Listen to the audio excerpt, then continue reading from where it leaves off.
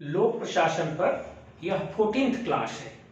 आज के इस क्लास में हम लोग वित्त आयोग अर्थात फिनांस कमीशन के बारे में डिस्कस करेंगे। भारत के संविधान के अनुच्छेद 280 में वित्त आयोग के लिए प्रावधान किया गया है। चूंकि इस वित्त आयोग का जन्म सीधे भारत के संविधान से होता है, अतः यह एक संवैधानिक संस्था है या इसे संविधान जनित आयोग भी कह सकते हैं। इस आयोग का मुख्य कार्य केंद्र सरकार और राज्य सरकार के बीच वित्त के बंटवारे पर केंद्र सरकार को सलाह देना है।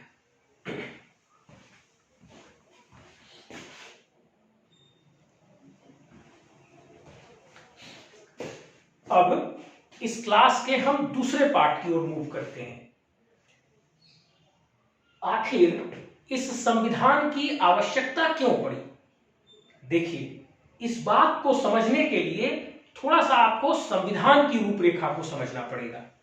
हमारे संविधान में कुल 22 पार्ट हैं, 22 पार्ट्स हैं हमारे संविधान में, और कुल 12 अनुसूची।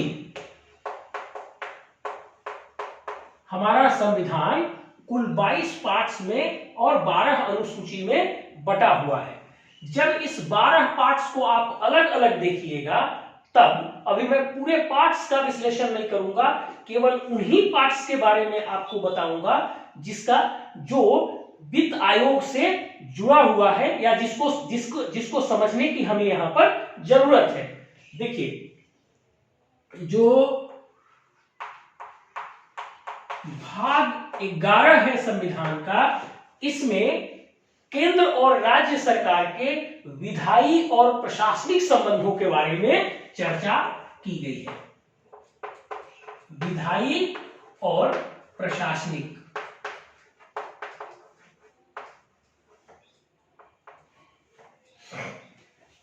और जो भाग 12 है, इसमें केंद्र और राज्य सरकार के बीच वित्तीय संबंधों पर चर्चा की गई है। अब इतना बस याद रखिएगा कि संविधान में कुल 22 भाग और 12 अनुसूची हैं। इनमें संविधान के भाग 11 में केंद्र और राज्य सरकार के बीच विधायी और प्रशासनिक संबंधों की चर्चा की गई है, और भाग 12 में केंद्र और राज्य सरकार के बीच वित्तीय संबंधों पर चर्चा की गई है।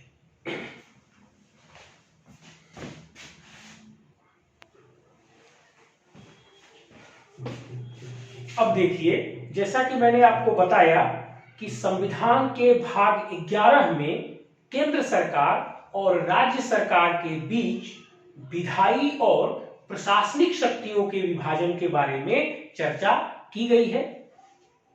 संविधान के भाग 11 में 245 से अनुच्छेद 245 से लेकर अनुच्छेद 263 तक केंद्र राज्य विधायी तथा प्रशासनिक संबंधों की चर्चा की गई है।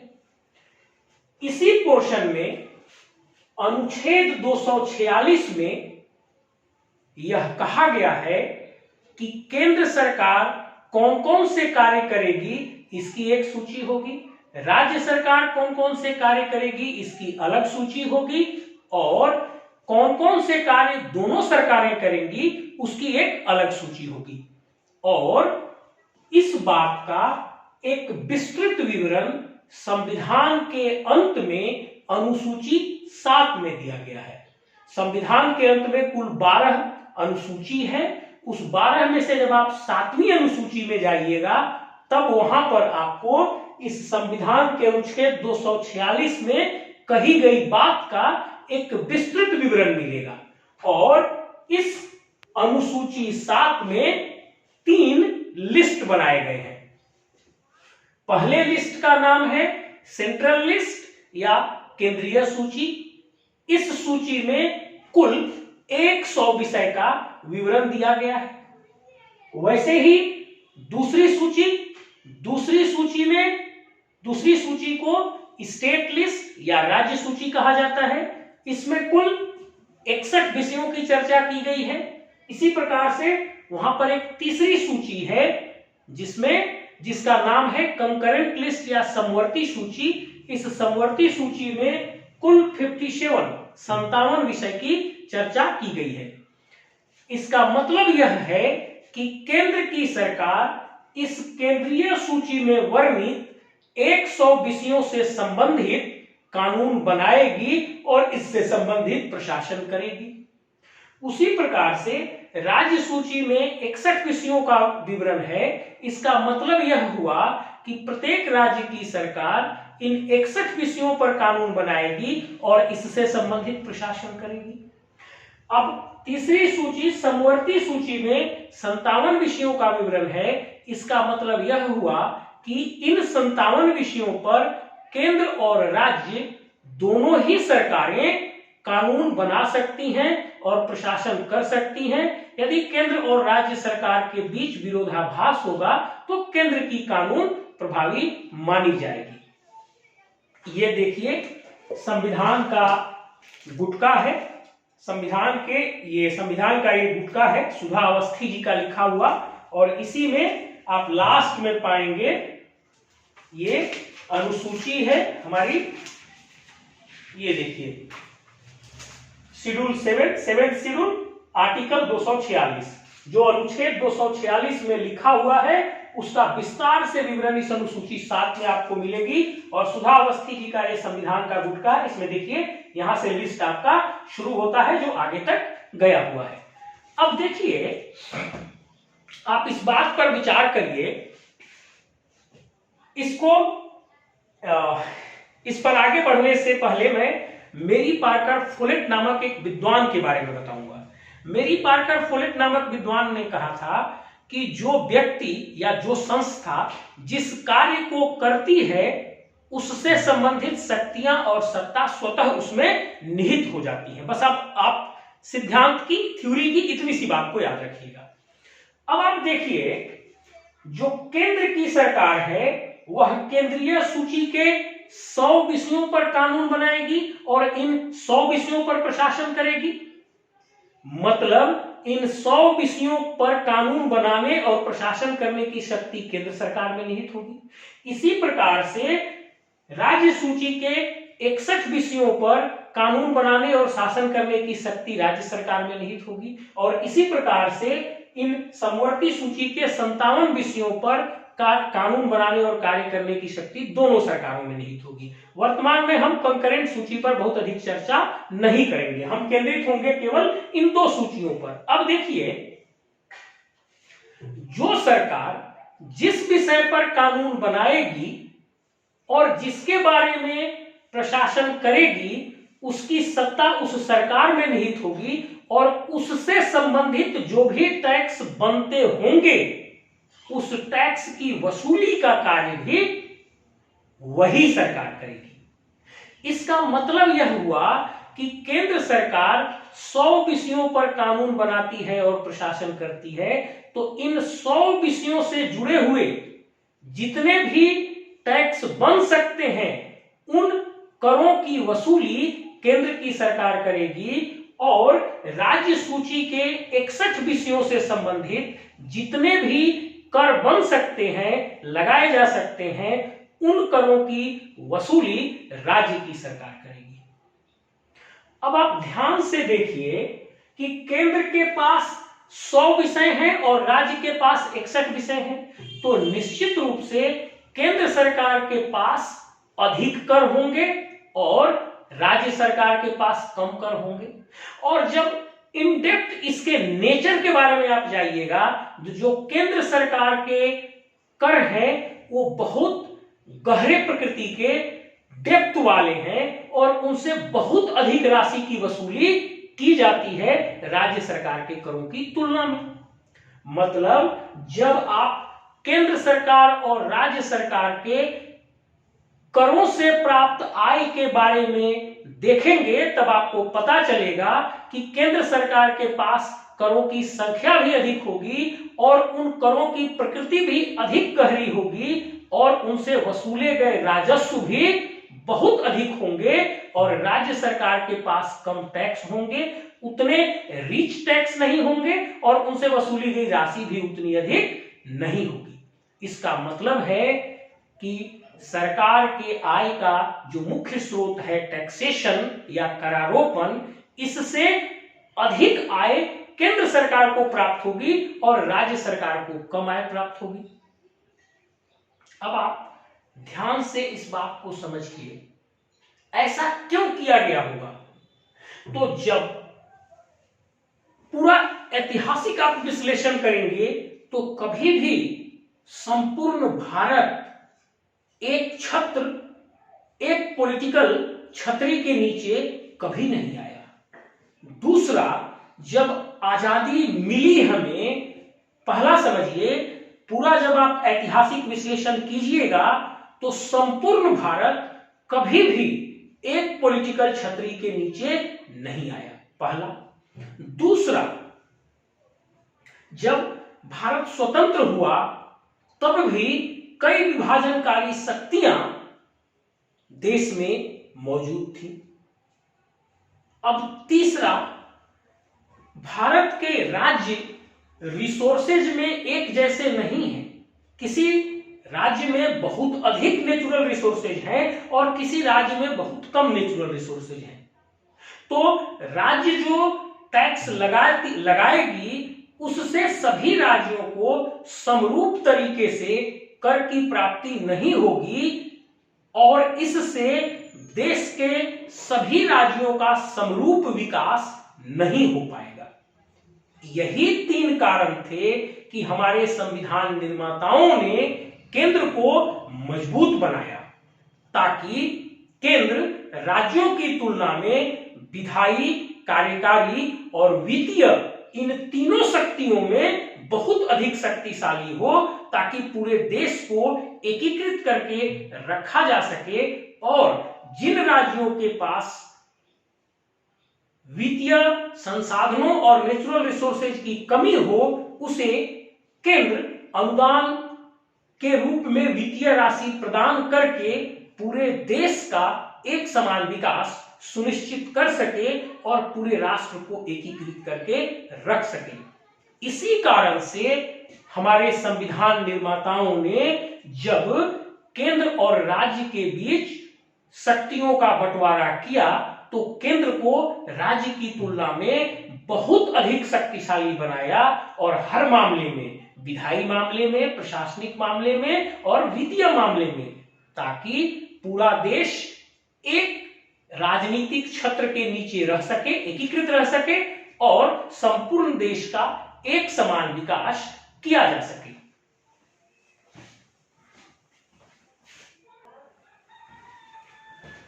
अब देखिए, ये स्पष्ट हो गया कि केंद्र के पास अधिक वित्तीय संसाधन है और राज्यों के पास कम वित्तीय संसाधन है और ऑलमोस्ट केंद्र के पास जो वित्तीय संसाधन होते हैं वो सभी राज्यों के सम्मिलित वित्तीय संसाधन से लगभग दुगने या उससे भी अधिक होते हैं। अब इस परिस्थिति में केंद्र को प्राप्त जो वित्तीय संसाधन है इसका केंद्र और राज्य के बीच विभाजन किया जाना आवश्यक है। तब केंद्र और राज्य के बीच इन वित्तीय संसाधनों का कैसे विभाजन किया जाए इसके बारे में हमारे संविधान निर्माताओं ने संविधान में ही व्यवस्था करने की बात सोची।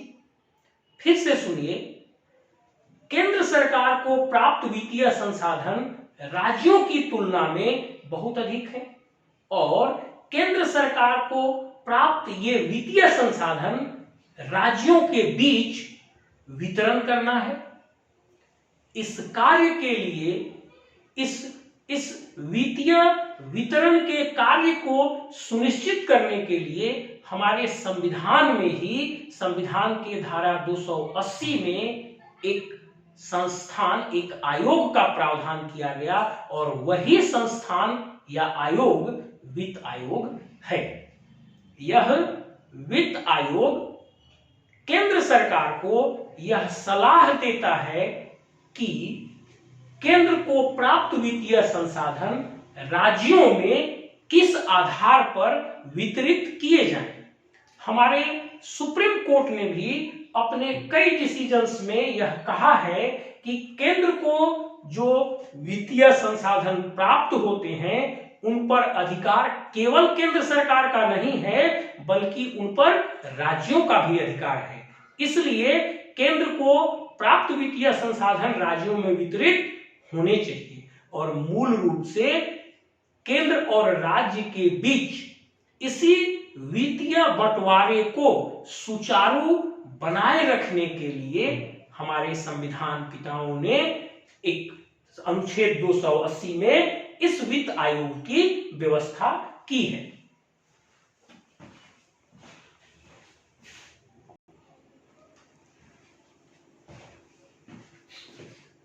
अब देखिए, हम लोग क्लास के तीसरे पार्ट की ओर आते हैं, केंद्र राज्य वित्तीय संबंध पर।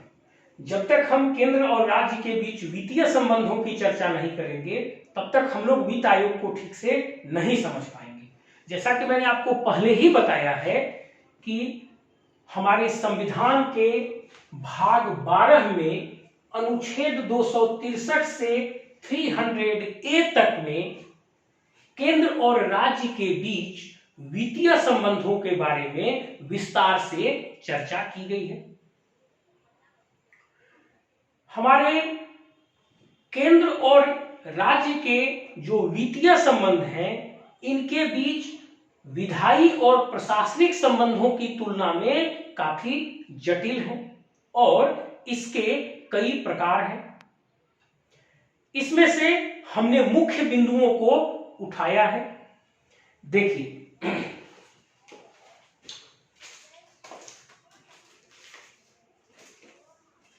संविधान के अनुच्छेद 268 में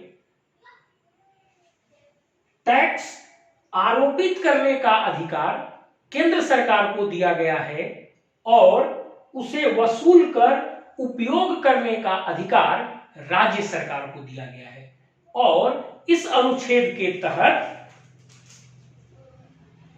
stamp duty and duties of excise on medicinal and toilet preparation, ये दो प्रकार के इसके अंतर्गत टैक्स आते हैं। मतलब स्टाम्प ड्यूटी और मेडिसिनल और टॉयलेट प्रिपरेशन पर जो एक्साइज ड्यूटी लगती है, दो, पहला स्टाम्प ड्यूटी एंड दूसरा मेडिसिनल एंड टॉयलेट प्रिपरेशन पर जो एक्साइज ड्यूटी लगाती है, इन दोनों प्रकार के फिर से सुनिए, इस अनुच्छेद 268 में स्टाम्प ड्यूटी और excise duty on medicinal and toilet preparation, इन दो प्रकार के टैक्सों की चर्चा की गई है और इन दोनों प्रकार के टैक्सों को लगाने का काम सेंट्रल गवर्नमेंट करती है और उसे वसूलने और उपयोग करने का कार्य राज्य सरकार करती है। ये एक प्रकार हुआ। अब दूसरे प्रकार पर आइए, अनुच्छेद 269। इसमें यह प्रावधान किया गया है कि सेंट्रल गवर्नमेंट टैक्स तो लगा देगी और सेंट्रल गवर्नमेंट ही उस टैक्स की वसूली भी करेगी, लेकिन जिस राज्य से वह जितनी वसूली करेगी उस राज्य के सरकार को वह संपूर्ण राशि दे देगी। ध्यान से समझिए, संविधान के अनुच्छेद 269 में जिन करों का विवरण किया गया है उसके संबंध में यह प्रावधान है कि इसमें वर्णित करों का आरोपण और वसूली दोनों केंद्र की सरकार करेगी और वसूली करने के बाद जिस राज्य से जितनी वसूली की जाएगी उस राज्य को वह राशि वहीं पर सुपुर्द कर दी जाएगी। और इसके अंतर्गत आता है आपका sale and purchase of goods and taxes on the consignment of goods. मतलब जो अंतरराज्यीय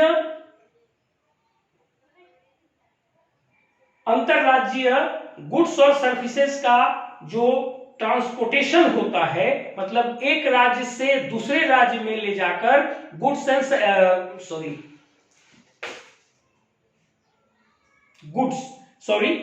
टू से सर्विसेज इसमें नहीं है। मतलब यह अंतरराज्यीय सामानों के वितरण पर लगाया गया टैक्स है, एक तरह से समझ लीजिए। और अंतरराज्यीय सामानों के बिक्री पर टैक्स लगाने और वसूलने का काम केंद्र की सरकार करती है, लेकिन वसूलने के बाद जिस राज्य से जितना टैक्स वसूला जाता है वह उसी राज्य को सुपुर्द कर देती है। अब यहां पर देखिए तो अनुच्छेद 268 में स्टाम्प ड्यूटी और excise duty on medicinal and toilet preparation पर केंद्र सरकार ने टैक्स लगाया था और राज्य सरकार ने वसूल के उपयोग कर लिया। इसमें से केंद्र सरकार को कुछ नहीं मिला। अब यहां पर अनुच्छेद 269 के तहत अंतरराज्यीय सामानों के बिक्री पर केंद्र सरकार ने टैक्स लगाया, अपने से वसूल किया और जिस राज्य से जितना वसूल किया था उस राज्य को वहीं पर दे दिया। यहां पर भी केंद्र सरकार को इस टैक्स में से कुछ नहीं मिला।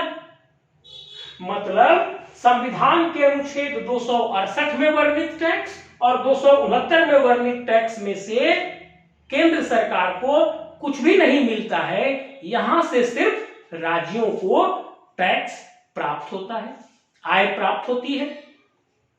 अब इसके बाद ये दो प्रकार के बाद अब वित्तीय संबंध के एक तीसरे प्रकार को देखिए। यह है अनुच्छेद 270। अनुच्छेद 270 में यह कहा गया है कि इस अनुच्छेद 268 और 69 में वर्णित टैक्सों को छोड़ देने के बाद जितने भी टैक्स केंद्र सरकार वसूलेगी उसका केंद्र और राज्य दोनों के बीच विभाजन किया जाएगा।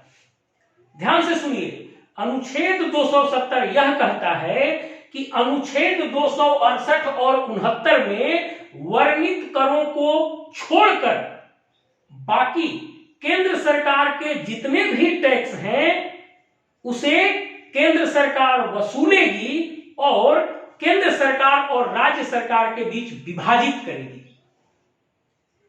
मतलब यहां अनुच्छेद 270 के तहत प्राप्त सभी करों की राशि को केंद्र और राज्य के बीच विभाजित किया जाएगा। अब यहां पर एक बात और ध्यान से समझिए, करों से प्राप्त सकल आय और करों से प्राप्त निवल आय को समझिए। जब सरकार करों को वसूलेगी तो वसूलने में एक प्रशासनिक तंत्र लगेगा और उस पर खर्च आएंगे।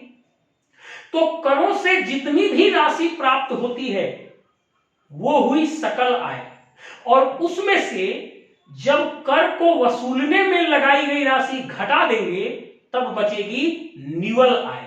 तो ध्यान रखिएगा, सकल आय का विभाजन नहीं, निवल आय का विभाजन होता है। और मेरी इन एक एक बातों को बहुत ध्यान से याद रखिएगा, क्योंकि आपका जो ऑब्जेक्टिव पोर्शन आएगा वो इन्हीं जगहों से छुप के सवाल पूछता है जहां आप चूक जाएंगे करने में। तब अब हम अनुच्छेद 270 को फिर से बोलते हैं। अनुच्छेद 270 में यह कहा गया है कि अनुच्छेद 268 और 69 में वर्णित टैक्सों को छोड़कर बाकी केंद्र सरकार के जितने भी टैक्स हैं उनको केंद्र सरकार वसूलेगी और इस वसूली से प्राप्त निवल आय, ध्यान दीजिएगा मैं सकल आय नहीं बोल रहा हूं, और इस वसूली से प्राप्त निवल आय, नेट बेनिफिट, नेट इनकम को केंद्र और राज्य सरकारों के बीच में विभाजित किया जाएगा। अब मतलब संविधान का अनुच्छेद 270 यह कहता है कि केंद्र और राज्य के बीच आय का मतलब वित्त का विभाजन होगा। अब यहीं पर जरूरत पड़ती है आपको एक ऐसे संस्था की जो इस वित्तीय विभाजन को, वित्तीय वितरण को सही बना सके।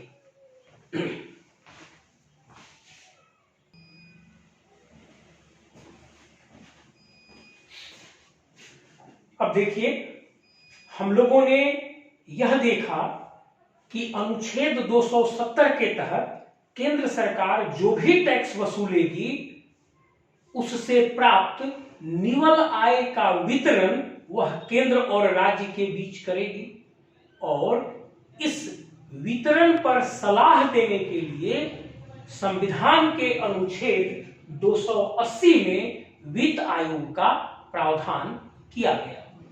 इस क्लास के इस पोर्शन में हम वित्त आयोग के जन्म, गठन और संरचना को देखेंगे। जैसा मैंने आपको कहा कि संविधान के धारा 270 के तहत केंद्र सरकार जितनी भी टैक्स वसूल करती है उससे प्राप्त निवल आय का विभाजन केंद्र सरकार और राज्य सरकार के बीच करना पड़ता है। इसी अनुच्छेद 270 के तहत करों से प्राप्त आय को केंद्र और राज्य सरकार के बीच विभाजन पर सलाह देने के लिए एक सलाहकारी संस्था की जरूरत थी। इसी जरूरत को पूरा करने के लिए संविधान के अनुच्छेद 280 में वित्त आयोग का प्रावधान किया गया और इसका मुख्य कार्य इसी विषय पर सलाह देना है। संविधान के अनुच्छेद 280 के तहत भारत के राष्ट्रपति के द्वारा प्रत्येक 5 वर्ष के अंतराल पर या जरूरत पड़ने पर उससे पहले भी वित्त आयोग के गठन का प्रावधान किया गया है। अर्थात इस अनुच्छेद 280 के तहत प्रत्येक 5 वर्ष पर या जरूरत पड़ने पर उससे पहले भारत के राष्ट्रपति के द्वारा वित्त आयोग का गठन किया जाता है।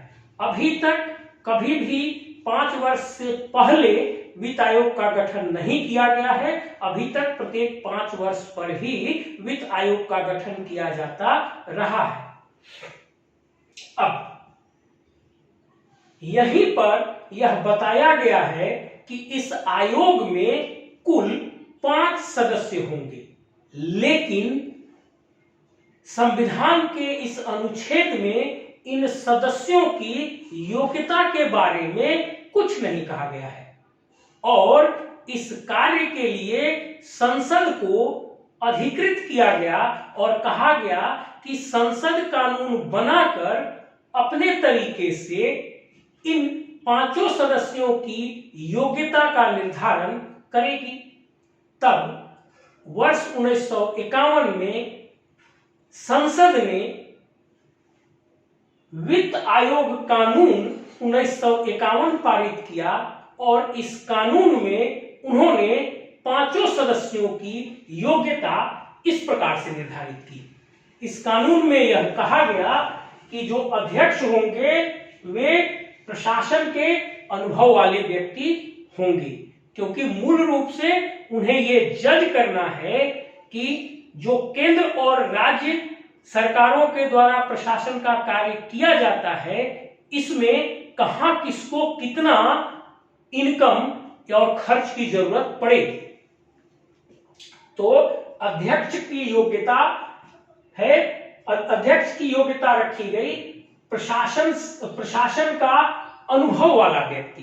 अब दूसरा सदस्य है, दूसरा जो सदस्य है वो सदस्य की योग्यता है या तो वो उच्च न्यायालय के न्यायाधीश होंगे या उच्च न्यायालय के न्यायाधीश बनने की योग्यता रखने वाला कोई व्यक्ति होगा। फिर दूसरे सदस्य की योग्यता होगी वो वित्त और लेखा विषय के विशेषज्ञ होंगे। तीसरे सदस्य की योग्यता होगी वे वित्त और प्रशासन के विषय पर विशेषज्ञ होंगे। और चौथे सदस्य की योग्यता होगी वे अर्थशास्त्र के विशेषज्ञ होंगे। और इस प्रकार इन 5 सदस्यों से मिलकर वित्त आयोग बनेगा और यह वित्त आयोग अपने मतलब हर अगले 5 वर्ष के लिए केंद्र और राज्य के बीच वित्त के विभाजन पर अपना सलाह देगी और अपनी रिपोर्ट ये राष्ट्रपति को सौंपेगी। अब अगले क्लास के अगले पोर्शन में हम वित्त आयोग के कार्य और उसके कार्य की प्रक्रिया को देखेंगे।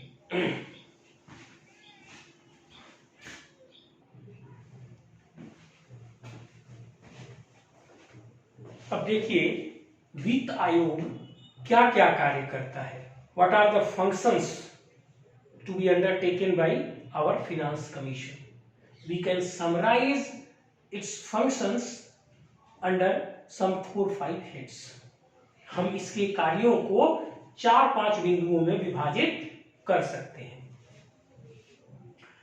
सबसे पहला कार्य इसका यह बताना है कि जो विभाजन योग्य कर है, इन विभाजन योग्य करों से जो केंद्र सरकार को आय प्राप्त होती है उस निवल आय में से कितनी राशि केंद्र सरकार के लिए रखा जाएगा और कितनी राशि राज्यों में वितरित करने के लिए रखा जाएगा। इसके बाद यह आयोग यह बताती है कि राज्यों को वितरित करने के लिए जो राशि रखी गई है उसमें से कितनी कितनी राशि किन किन राज्यों को दी जाएगी। आपने सुना होगा ए दर्जा का स्टेट, बी दर्जा का स्टेट, जितने भी बॉर्डरिंग एरिया के स्टेट हैं उनको ए दर्जा दिया जाता है। ये सब बात आप पढ़ेंगे अपने तैयारी में। तो इसके आधार पर यह बताता है कि जो राज्यों के लिए राशि रखी गई उसमें से कितनी राशि आप किस राज्य को देंगे। इसके बाद राज्यों को अनुदान का सैद्धांतिक आधार। इस विभाजन के अलावा भी केंद्र सरकार राज्यों को कई प्रकार के अनुदान देती है। अब जो राज्य कमजोर होते हैं उनको अधिक अनुदान दिया जाता है और जो सक्षम होते हैं उन्हें या तो नहीं दिया जाता या कम अनुदान दिया जाता है। तो राज्यों को जो अनुदान दिया जाता है उसका सैद्धांतिक आधार क्या होना चाहिए, इसके बारे में भी यह आयोग सलाह देता है। अब तीसरा, संचित निधि को मजबूत करना तथा पंचायत और नगर पालिका को वित्तीय सहायता देना। आपने कई बार सुना होगा। सबसे पहले यहां पे आइए, सबसे पहले संचित निधि क्या है। तो भारत की सरकार की जो आय होती है उसे जहां रखा जाता है उसी को संचित निधि कहा जाता है। इस विषय पर हम विस्तार से बाद में दूसरे क्लास में बताएंगे। बस इतना समझिए, जो सरकार की आय होती है उसको जहां रखा जाता है उसको संचित निधि कहा जाता है। तो यह आयोग इस बात पर सलाह देता है कि संचित निधि को और अधिक मजबूत से मजबूत कैसे बनाया जा सके और यहां से ग्राम पंचायतों को और नगर पालिकाओं को कैसे वित्तीय सहायता प्रदान की जा सके। आप जानते हैं कि भारत में 72वें और 73वें संविधान संशोधन से पंचायती राज और नगर पालिका की व्यवस्था की गई है। यह तृतीय स्तर की सरकार है, तो इसे भी अपने कार्यों को करने के लिए वित्तीय राशि की जरूरत होती है। तब यह आयोग यह बताता है कि भारत की सरकार अपनी संचित निधि को कैसे मजबूत करे और यहां से ग्राम पंचायत और नगरपालिका को अधिक से अधिक वित्तीय सहायता कैसे दी जा सके। इसको समझने के लिए आप ध्यान से सुनिए। यदि आप प्रखंड जाते होंगे या गांव में भी कई बार सुने होंगे, यह 13वें वित्त से बना हुआ पुल है, यह 14वें वित्त से बना हुआ सड़क है, यह 15वें वित्त से बना हुआ पंचायत भवन है। इसका क्या मतलब हुआ? इसका यही मतलब है कि 13वें वित्त आयोग ने जो अनुशंसा दिया था, उस अनुशंसा के तहत केंद्र सरकार ने जो ग्राम पंचायत को राशि दी थी, उसी से ये पुल बना है। 14वें वित्त आयोग ने जो ग्राम पंचायत के लिए अनुशंसा दिया था, उसी राशि से ये सड़क बना हुआ है। 15वें वित्त आयोग ने जो ग्राम पंचायतों के लिए सहायता राशि की अनुशंसा की थी, उसी राशि से ये पंचायत भवन बना है। इसका मतलब यही है, मतलब वो जो 13वां वित्त, 14वां वित्त, 15वां वित्त की चर्चा की जाती है, वो यही है किस वित्त आयोग ने अनुशंसा किया और किस वित्त आयोग की अनुशंसा पर वो राशि पंचायत को मिली और उस राशि से वो चीज बनाया गया। यही होता है 13वां वित्त और 14वां वित्त से बना हुआ ये सड़क और पुल। अब आइए अगला, राष्ट्रपति इनको कुछ और भी कार्य सौंप सकते हैं। अब संविधान के धारा 281 में यह कहा गया है कि यह वित्त आयोग जो है अपनी अनुशंसा या सिफारिश राष्ट्रपति महोदय को सुपुर्द करेगी। जब तब इसका कार्य समाप्त होगा। तो वित्त आयोग अपनी अनुशंसा या सिफारिश या अपनी रिपोर्ट राष्ट्रपति महोदय को सुपुर्द कर देता है। इसके बाद राष्ट्रपति उस रिपोर्ट पर सरकार का भी पक्ष जानते हैं या टिप्पणी लेते हैं। मतलब वित्त आयोग ने राशि के विभाजन की इस प्रकार से अनुशंसा की, अब इस पर केंद्र सरकार की क्या राय है वो भी लिया जाता है। मतलब वित्त आयोग की टिप्पणी, वित्त आयोग का रिपोर्ट सुपुर्द होने के बाद राष्ट्रपति केंद्र सरकार से उस आयोग पर अपनी टिप्पणी मांगते हैं और फिर ऐसे समझिए, वित्त आयोग जब अपना रिपोर्ट राष्ट्रपति महोदय को सौंप देता है, तब राष्ट्रपति महोदय उस रिपोर्ट पर केंद्र सरकार की राय या टिप्पणी लेते हैं। फिर राष्ट्रपति महोदय वित्त आयोग के उस रिपोर्ट को और उसके साथ केंद्र सरकार की उस टिप्पणी को एक साथ करके संसद के दोनों सदनों में रखवाते हैं, ताकि विधायिका यह जान सके, समझ सके कि जो टैक्सेशन का प्रावधान है, जो बजट बनाया गया है, जो संविधान की धाराएं हैं, चीजें उसके अनुरूप हैं या नहीं, इसमें कहीं कोई कमी है, उस पर वे लोग आपस में अपनी चर्चा भी कर सकते हैं।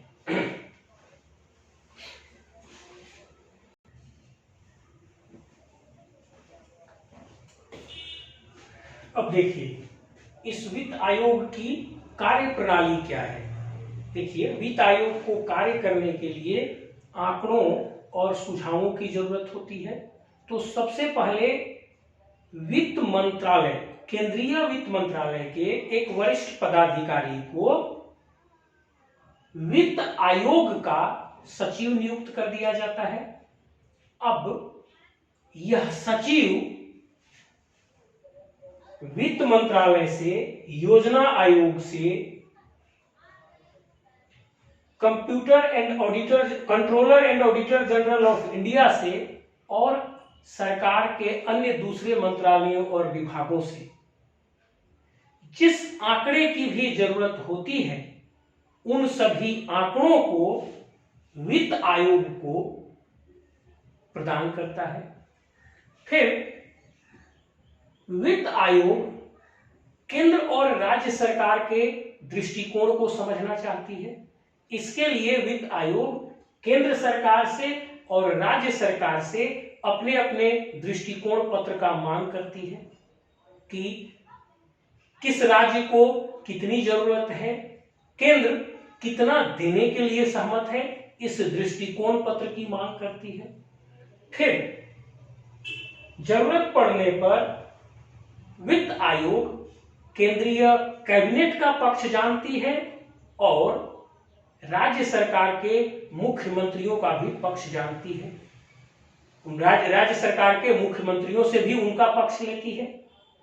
अब इस प्रकार जब पूरे डाटा उसके पास एकत्रित हो जाते हैं तब वह विभिन्न प्रकार के विश्वविद्यालयों से, शोध संस्थानों से इस विषय पर सलाह लेती है और इन आंकड़ों को प्राप्त करने के बाद विश्वविद्यालयों और स्वयंसेवी संस्थानों से सलाह लेने के बाद वह एक निश्चित रिजल्ट पर पहुंचती है और उसी रिजल्ट को अपने रिपोर्ट के रूप में सुपुर्द कर देती है।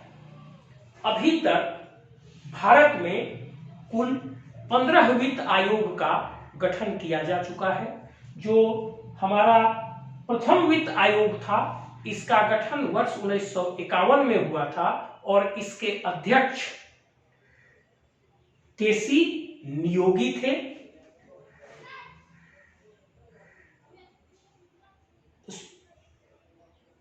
जो 14वां वित्त आयोग था उसके अध्यक्ष वाई.बी. रेड्डी थे और उन्हीं की सलाह पर वर्ष 17 से और जो 21-22 तक का वित्तीय वर्ष था उसमें करों का विभाजन किया गया था और अभी जो है लेटेस्ट 15वें वित्त आयोग का गठन हो चुका है और 15वें वित्त आयोग का गठन 27 नवंबर 1917 को किया गया। इसके अध्यक्ष एन.के. सिंह हैं और इसके पूर्णकालिक सदस्य अजय नारायण झा, अशोक लाहिरी और अनूप सिंह हैं। आपको यह पता होना चाहिए कि इस समय जब 15वें वित्त आयोग का गठन किया गया उससे पहले योजना आयोग को समाप्त कर दिया गया है और यही कारण है कि ये पूर्णकालिक सदस्य इसमें शामिल किए गए हैं। इस प्रकार ध्यान से सुनिए, जो सबसे लेटेस्ट वित्त आयोग है, सबसे अंतिम वित्त आयोग है, वह है 15वां वित्त आयोग। 15वें वित्त आयोग का गठन 27 नवंबर 2017 को किया जा चुका है। इसके अध्यक्ष एन.के. सिंह हैं तथा इसके पूर्णकालिक सदस्य हैं अजय नारायण झा, अशोक लाहिरी और अनूप सिंह। इसके ऑफिस का जो लोकेशन है वह है जवाहर व्यापार भवन, टॉलस्टॉय मार्ग, न्यू दिल्ली। जवाहर व्यापार भवन, टॉलस्टॉय मार्ग, न्यू दिल्ली इस 15वें वित्त आयोग के कार्यालय का एड्रेस है और ये जो सिफारिश देगी, यह सिफारिश वर्ष 2021-22 से लेकर वर्ष 2025-26 तक चलेगा। वर्ष कहने का मतलब है वित्तीय वर्ष, मतलब इस 15वें वित्त आयोग की सिफारिश वित्तीय वर्ष 2021-22 से वित्तीय वर्ष 2025-26 तक लागू की जाएगी और अभी यह जो वित्तीय वर्ष है ये 2021-22 का वित्तीय वर्ष है। मतलब इस वित्तीय वर्ष में इस 15वें वित्त आयोग की सिफारिश लागू है और इस वित्तीय वर्ष में केंद्र और राज्य के बीच विभाजन योग्य करों का विभाजन इसी 15वें वित्त आयोग की सलाह पर किया जा रहा है। पूरा क्लास सुनने पर यदि आपको लगता है कि यह आपके लिए उपयोगी है तब आप इसे लाइक भी करें, इससे हमें अभिप्रेरणा मिलती है और आप इसे सब्सक्राइब भी करें और यदि लगता है यह आपके लिए उपयोगी नहीं है तो आप इसे डिसलाइक भी कीजिए और कमेंट बॉक्स में इसका कारण भी बताएं। Thank you.